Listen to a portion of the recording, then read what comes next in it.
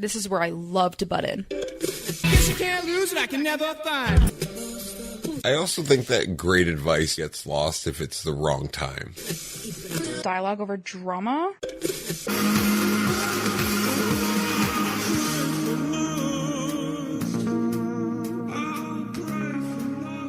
I get sick when I'm around. I hate everything about you. Boo-hoo. This is episode 72.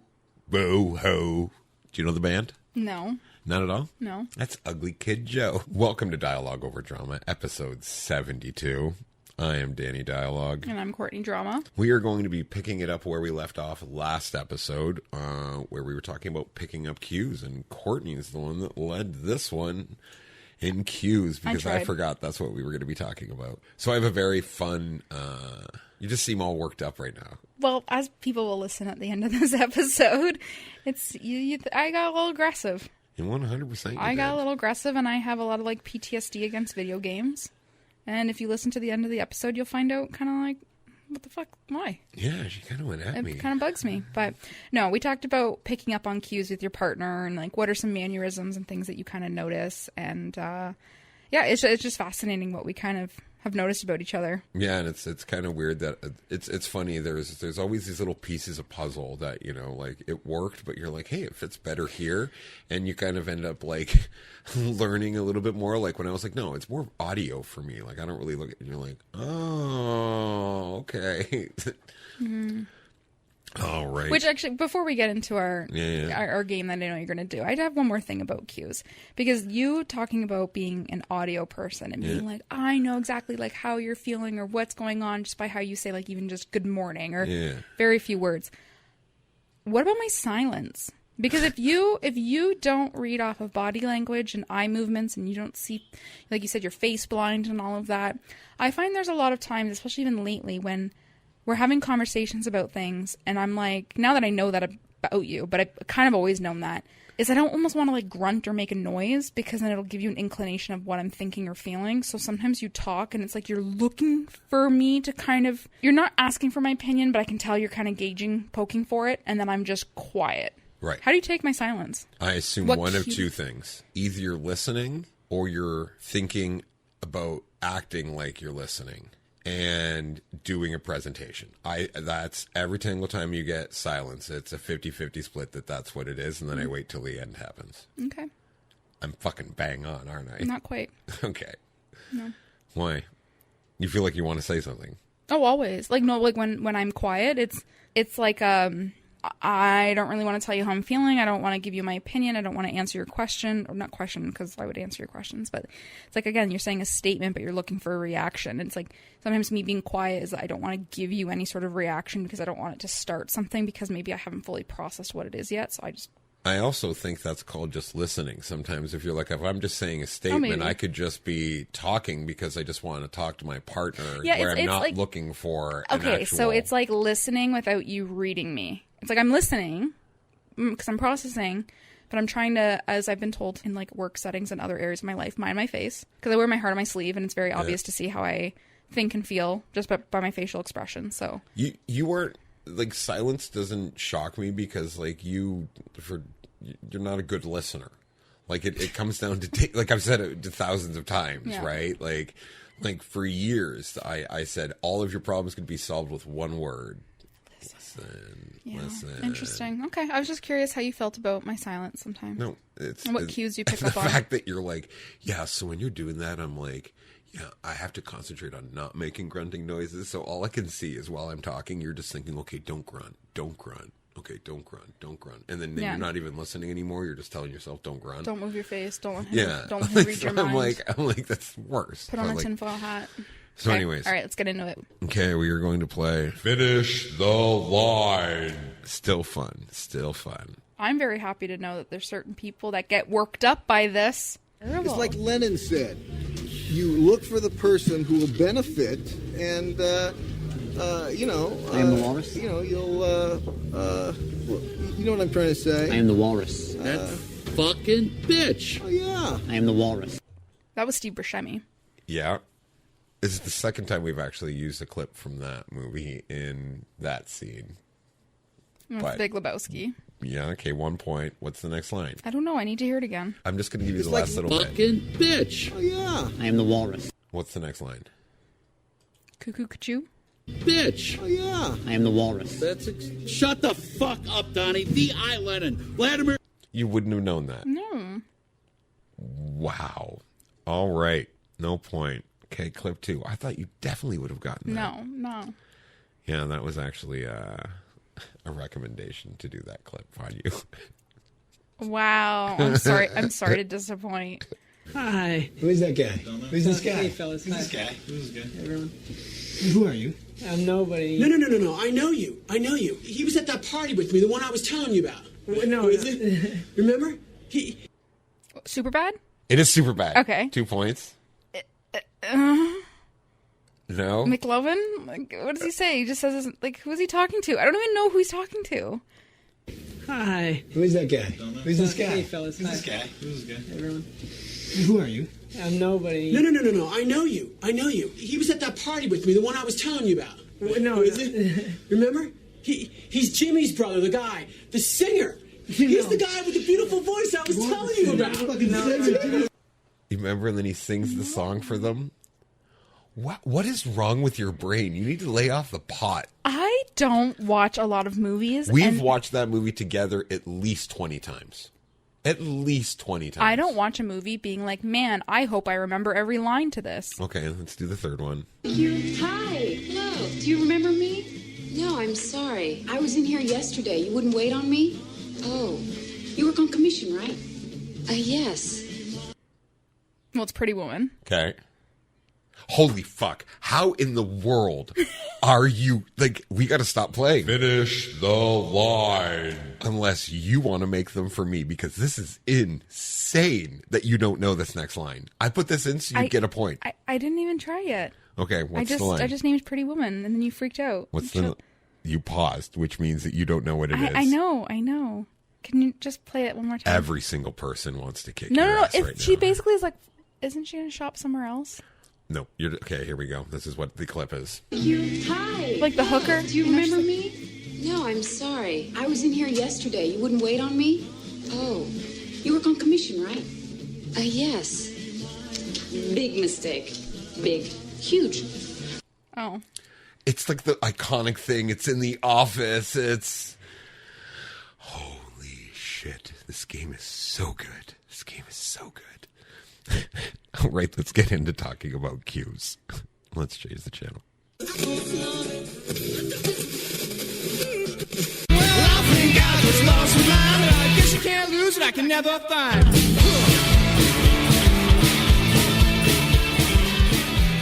All right. So from last week, we talked about not walking on eggshells, but kind of walking on eggshells, knowing your partner, knowing the right time and place to say things, and then that led us into kind of cues, because I got into how when I say things that maybe I don't think are insensitive, or maybe so, I can kind of tell by your body language, and I can pick up on cues. And so this episode is going to be about cues that we notice in each other. Right. And I think, okay, question, does it come with just time in a relationship, or do you think it comes down to like some people are just more observant than others? Because I feel like it took me a lot longer to pick up on your cues than it did for you, because you were just more attentive. Right. So I think when it comes to like picking up cues, like, you know how like there's two kinds of smarts? There's like book smarts and street smarts. Mm-hmm. I think street smarts is the big thing that you can't learn. Like you can't mimic street smarts. Like you either have them or you don't. So I think picking up cues in people is just something you do from being in your situation in life where you've been in situations where you should be paying attention to what's going on around you, like the streets. So like, I say streets like I grew up in the ghetto. Yeah. I guess I kind of did, but yeah, whatever. So I think it just comes down to you just start to realize how people walk, talk, the way they like, you know, the way they act, what bugs them, what doesn't bug them. And I think the biggest thing that I look for in cues is masking, or like trying to act a certain way that you're not feeling at that point. So like a lot What of do you like, mean? so like, Because I feel like my whole life is masking. there's sometimes when we used to fight back in the day where you didn't know how to properly like fight in a couple. Like you would like do like almost like you would match, you would become masculine because in the past that was the way that you would be able to defend anyone that you were fighting with. Mm-hmm. So you would come at it that way, and I'd be like, wow, you're so desperate to be heard right now that you've gone to violence, which is a masking way of being like, why doesn't someone just hear what I'm saying? Oh, okay. Okay. So like when I see that, like that's how you can avoid those things. Like those people that like, you know, get all tough and they want to fight. It's because like they're miserable, or like, you know, there's something behind it. So those are the cues where I pick up the most on. It's interesting that you pick up on the cues kind of like from a negative standpoint. So like when I'm really feeling one way and then I'm masking it, but usually in an aggressive kind of way. Right. Do you ever see it when it's the opposite, where I'm actually like really, really struggling mentally with anxiety or focus or whatever, but we're in a situation where like I'm masking the being super social? Like when I'm... Okay, I'll give you an example. When I'm basically when I'm happy, can you tell that it's fake happy? Absolutely. Oh, okay. Even with the anxiety thing, you used to go to, I have so much like frustration that I can't do this, that I need to focus on you. Because there was one time, I remember it very distinctly. We were at the farmer's market, and we were on the second floor at the farmer's market, and like I walked to look at something different, and you came over and you grabbed my arm like aggressively, and you were like, why do you keep walking away? Like you know, like and you were like super like mad at me that I'd taken a couple steps from you. And then I'm like, whoa, like what the hell's going on? And every single time that's the moment that I realized, when you get anxiety, I still have anxiety when I'm out as well, because like you'll be really upset that I'm not being like, hey, everything's cool, everything's fun. And then I just kind of walk because that's what I do when I'm anxious. You watch me walk all the time. So I distinctly remember when you get angry like this, it's based on you being anxiety in a public place. Yeah. Like I remember it being that way. Which I've gotten a lot better with that, though. Oh, 100. Like, you're 9,000 and I times think better. it's interesting because now it's like that you've picked up on those cues. And like you said, whether it's like something like mental health, anxiety, whatever, or like I something's bothering me, it's like I would lash out with anger or try to mask it with something else and like pretend like I'm okay, or like you said, like bark at you about something when that's like not, I'm not really mad that you walked away. Like I am, but that's not the root. The root is just because I'm feeling like alone right now. But I've gotten better at like preemptively telling you if I feel like I'm going to be in a situation where I'm going to be anxious, I will be like, hey, can you just like not walk away from me? And like, and I've even said it to you where I now pick up on your cues when we're in certain social settings that, again, sometimes it bothers me, sometimes it doesn't. If we're going to be in a social setting where I know the people and I'm comfortable, I know I'm going to see very little of you that night, because you, even if you have anxiety and you're still having fun and you're socializing and you're moving and you're working a room, or that is your anxiety in itself of gotta go out for smoke and I can't stay in one place for too long and blah, blah, blah. I deal with that. But then there has been times where we go to an event where I don't know anybody, and I've said to you, like, I already see how this is going to go. Like, it's really going to bother me if you don't stand with me and we're together there as a couple, and like you keep going and walking away. Or if you're going to walk away, tell me where you're going, or ask me to come with you. Right. Because I'll probably follow you like a puppy the whole night. Like, I've gotten better at just telling you that, because then I also think it's fair to you to then have the heads up of the kind of Courtney you're going to get that night. 100%. Because... Like it's also just communicating, because like, you know, if you just throw out, okay, this is how I'm feeling, this is what I'm thinking, like before an event, there's no questions. Like, you don't also have to have that awkward conversation while you're there. Yeah. So yeah, it's so funny you're bringing this up, because a couple nights ago I couldn't sleep, and it was like one of the nights that I got home from work, and I came to this weird conclusion, and it's just a funny story, and it kind of has to do with this.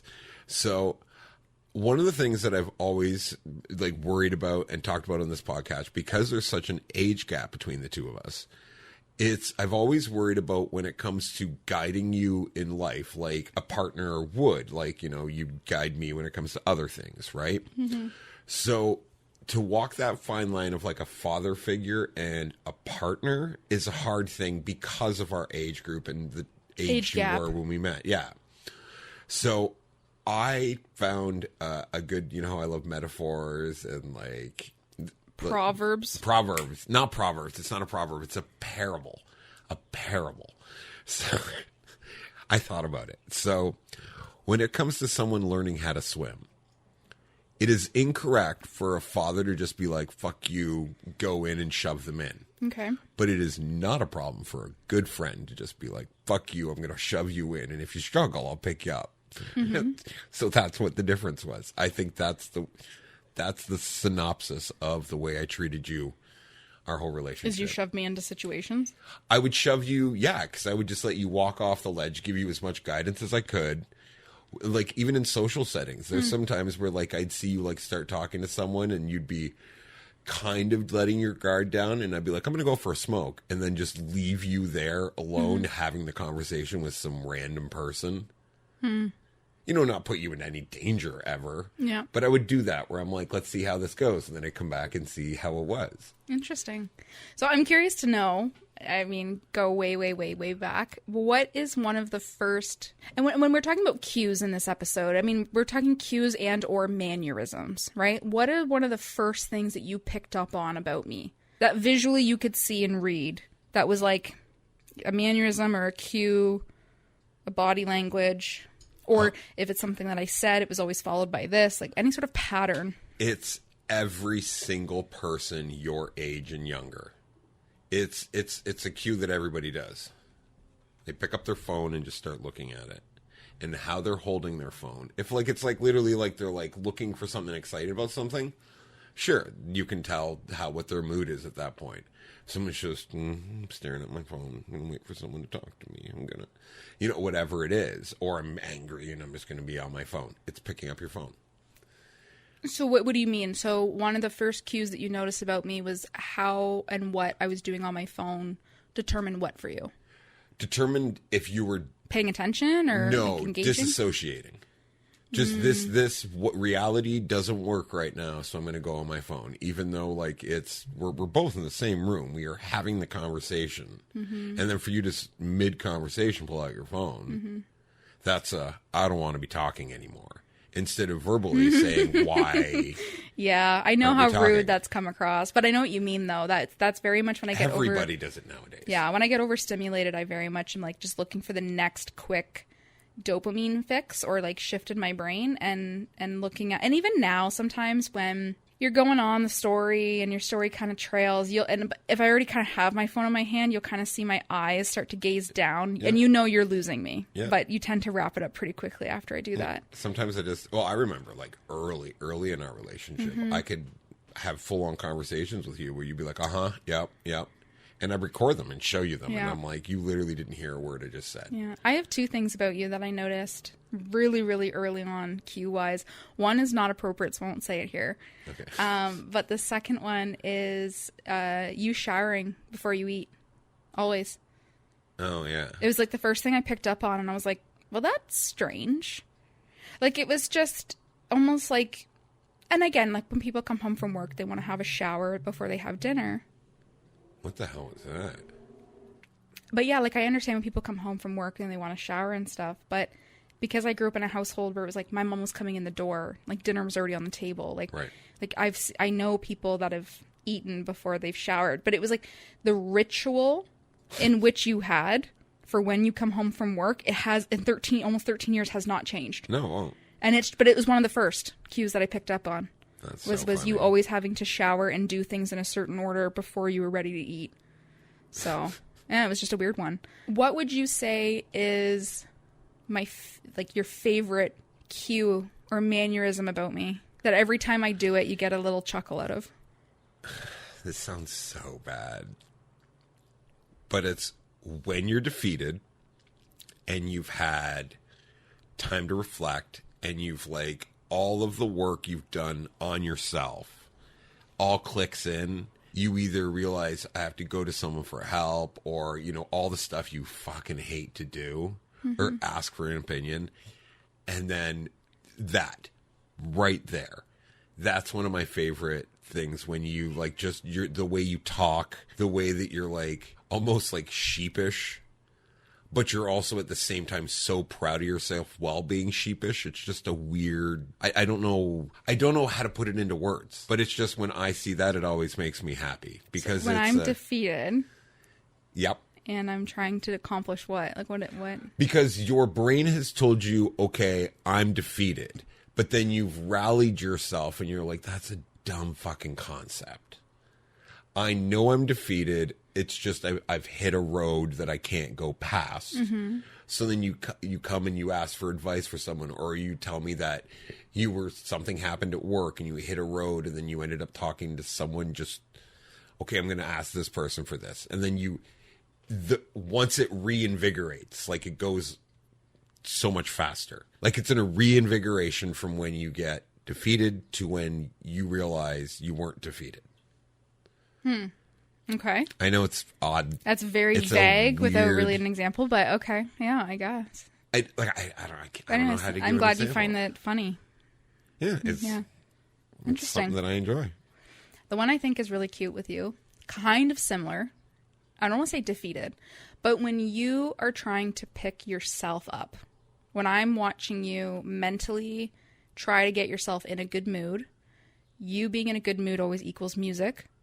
And whether it's with music or in a conversation, one of the things I notice that I find just interesting is in any shape, way, or form where you can see your reflection. Yeah. You love to look at yourself. I know. And there's been times where we've had conversations, and we have a lot of mirrors in our place, but depending on the angle in which you can look at yourself, you're talking to me, but you're really talking to yourself, or you're listening to music, but you're, I don't know, dancing in the mirror, or I don't know. There's just been times where, and even when I don't know if you know I'm looking, I've caught you looking at yourself in the mirror, and it's like just a really cute way that you make yourself feel good. It's like your way of picking yourself up, kind of like you're like, okay, no one else can make me feel happy right now, and I need to get myself in a good mindset. So, I'm going to go play some music. I'm going to go have a shower. I'm going to do this. But then when I kind of catch you looking at yourself in the mirror, or sometimes you're talking and you catch yourself, but you keep looking at yourself. It's just an interesting like reflection that you do, I guess. I'm so horrified this is where it comes down to is music is my favorite thing in the world. Like I love playing music. I love being in front of people playing music. That's what does it for me. That's what got me through every dark moment in my life, like that, the thought of it or actually physically doing it. Mm-hmm. So when it comes to me degrading myself, like mentally inside, one of the things that picks me up is like, no. Like there's tons of people that have watched you play. There's so many people that you can kick them into a room. Like you're good at this. Mm-hmm. So it just reminds me of that. And it also gives me a reminder of what I present in the world. So like when I see like a video of me playing live somewhere, I'm like, wow, like that's what everyone else saw. Because what I see is a fat 3-4 times the size I am, where the guitar probably looks like a ukulele on me. Like that's what my image of myself is. Mm-hmm. So when I can reconfirm what my brain tells me with what you see, with actual factual what I'm seeing, mm-hmm. it's always better than what's in my brain. Yeah. So it's a dopamine boost. Does that make sense? Mm-hmm. Yeah. When it comes to cues, a lot of people, I would assume, think, because it's what I was thinking until I realized what cues meant, is like almost like a tell, like in poker. Mm-hmm. Like, but it's like a subtle movement. Like I don't see movement in you. Like I could be blind, like wrap my head not watching you and just live my normal life and be able to know what kind of mood you're in just by your voice. Like my brain is so cues are very vocal for you. Absolutely. So very audio based. See, mine are very micro movements. Yes. I can look at your facial expressions and how you're moving your body, and a lot of it's very energy based too. Right. Because like sometimes I might have missed the cue, but I can feel it. Yeah. Yeah. Interesting. Okay. So yours is by the tone of my voice. It's always audio. Like, there's so many, like, you know me, I'm face blind like a motherfucker. Mm-hmm. Like, that's so good then, because I roll my eyes at you a lot. I'll talk to like 3 waitresses and think I'm talking to one. Mm-hmm. Like I'm fucking terrible at it. So that's the thing. Like, I don't pick up on cues. So like when you like roll your eyes, or if you're like trying to like give me like a death stare, over my brain. Which is so interesting because then one of the things I feel like I notice that you're constantly so quick to react to when it's something that I do, but it's clearly a sound, so you don't see me do it, but you hear me do it, is I sigh. Yeah. I sigh a lot, and it doesn't always mean frustration. It's just my way of regulating myself, and every time I like even right now, I just want to take a breath, and it's just like, you'll be like, what's wrong? And I'm like, nothing. Well, half the time... and sometimes I'll say to you, I'm like, I'm just full of air. Half the time that you sigh, it normally is like something. A frustration, like an annoyance, yeah. And I know a lot of the times that, like, the same thing you get frustrated me with, that if, like, I'll sigh and you'll be like, what are you doing? And I'm like, I'm looking for something. And you're like, what? And, like... So... It's stuff like that is where if you hear someone like that, I can't visually see you. But yeah, it's all in. Which is interesting because you're not that you're not a vocal person. Obviously, you love to talk and stuff, but you don't make, I think, as many sounds as I do. So I think, like, I'm obviously very noisy, to you I am because that's how you pick up on cues. Right. But you don't sigh a lot. So like when you do sigh, it is always because you're looking for something. You're frustrated. Well, it's not just noises either. I just mean like your tone of voice, the way you're talking, like everything about the cadence of how you say it. Like I could be walking past you and I'm like, good morning. And you're like, good morning. And the way you say it, like I can be like, what's wrong? And it's one word. I haven't looked at you. I just heard you say a word. And it's just, it's the way my brain works. Like, I can recognize people's voices more than I can recognize faces. Mm-hmm. Like, there's people that I'm like, oh, her voice is familiar. Like, what is she in? And, like, I won't recognize her from any movie, but the voice I recognize. Right. That's just the way my brain works. That's so interesting. Yeah, I think I'm more, I pay attention to detail more. I'm more of, like, a physical, I notice patterns. Like... I know kind of where things are. Like, so the person who likes to draw things and like no, that's why it makes sense. Yeah, and then the person who likes audio. Yeah, stuff, I know. That's why it's funny how that worked out. Yeah, interesting. Yeah, because for me, I just notice more of, how you walk, how you move around. If you have days where you're kind of pacing around, and then whether you're looking for something or just trying to get ready for work, the more you move between rooms, the rougher your day is. Yeah, absolutely. Because you're so scatterbrained, but the day that you do things almost in a flow, which also I noticed I really struggled with, and I don't know if that's like an ADHD trait or whatever, but I started to force myself that when I'm in the bathroom, I'm like, do all the bathroom things. Right. Stop leaving the bathroom until you're done all the bathroom things. And then I do all the bathroom things, deodorant, brush my teeth, shower, whatever I need to do. And then I move on to the next room. Do all these things because I'm the same way. If I'm bouncing around all these different rooms, I'm chaotic and I'm not. Do you want to know what my brain actually tells me to do when I clean? If I'm doing like a bigger cleanup, I will first of all do the living room.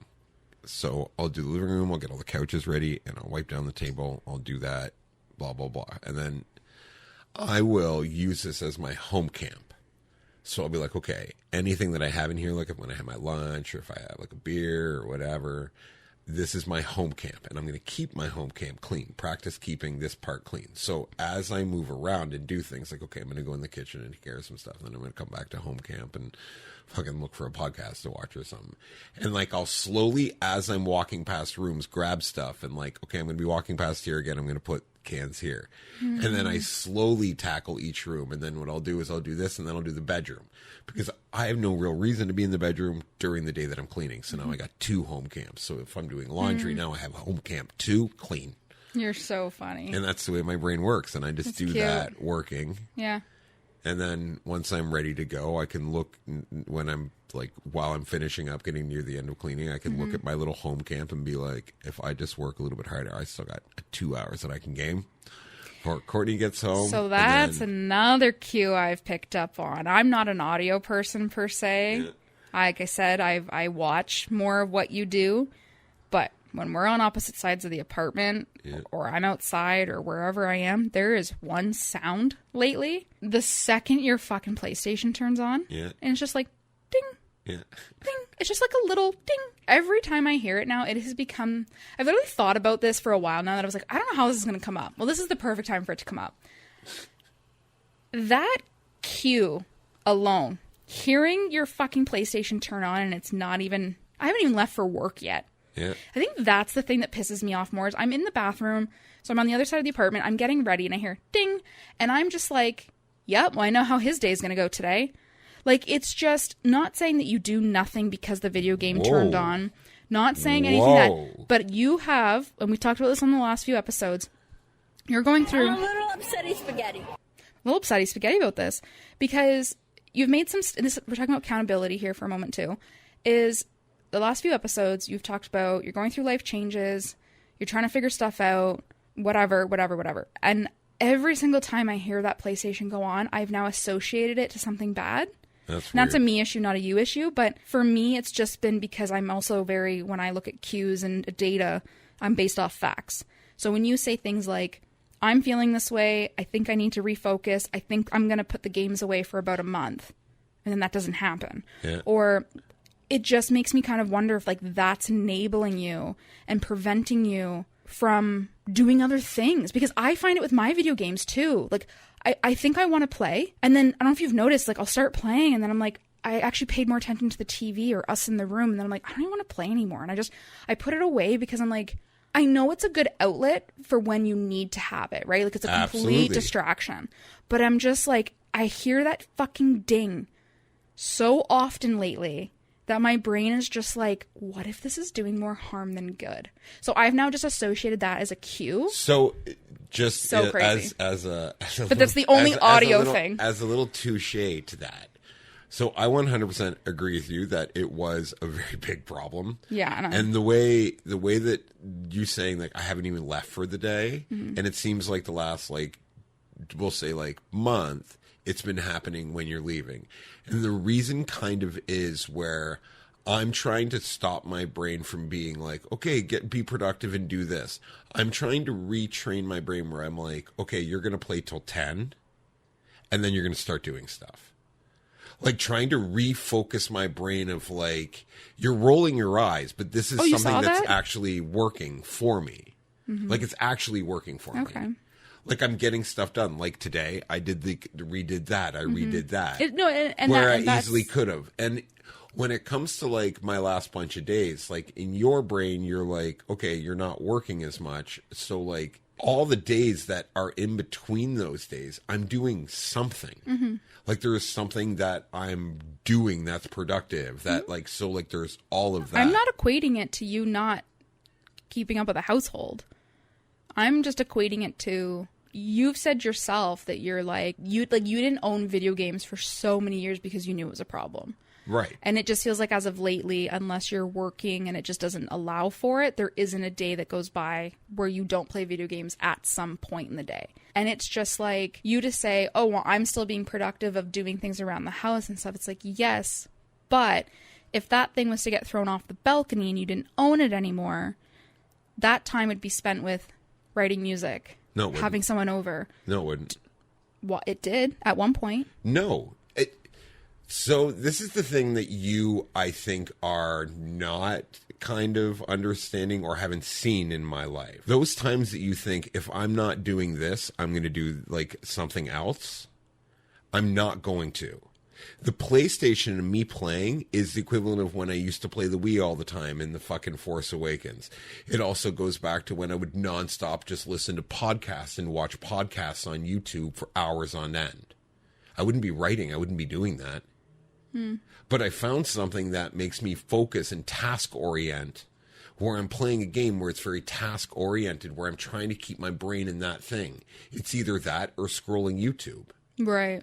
Like the issue, I think I'm replacing it with something else. So like, I think it comes down to when you like the video game thing is something that I know that I'm like, okay, I'm worried about shutting out everyone else. Mm-hmm. Like I know that the time I spend playing video games is like, for me, I think it's a big you issue for the gaming thing, because you said in past relationships you had a huge gaming thing. Like there's times where if I was gaming and if I turned it on and then turned it off and then put on YouTube and sat on my ass and watch YouTube, you'd be completely fine.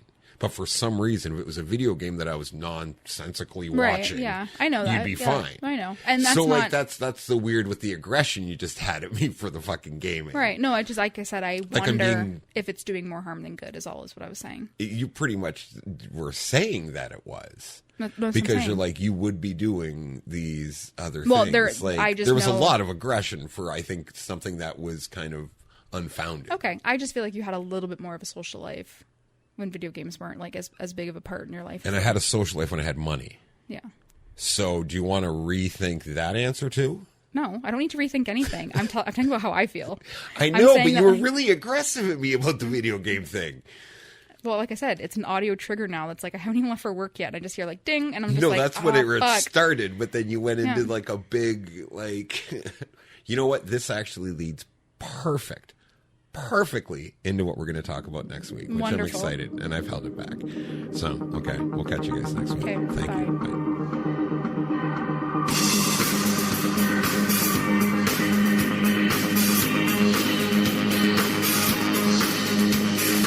You've just listened to and finished Canada's own podcast Dialogue over Drama. The amazing music we use in this episode is provided by Allegories with their song Pray, and Jesse James and the Medicine Show, I Think I Just Lost My Mind. Nice!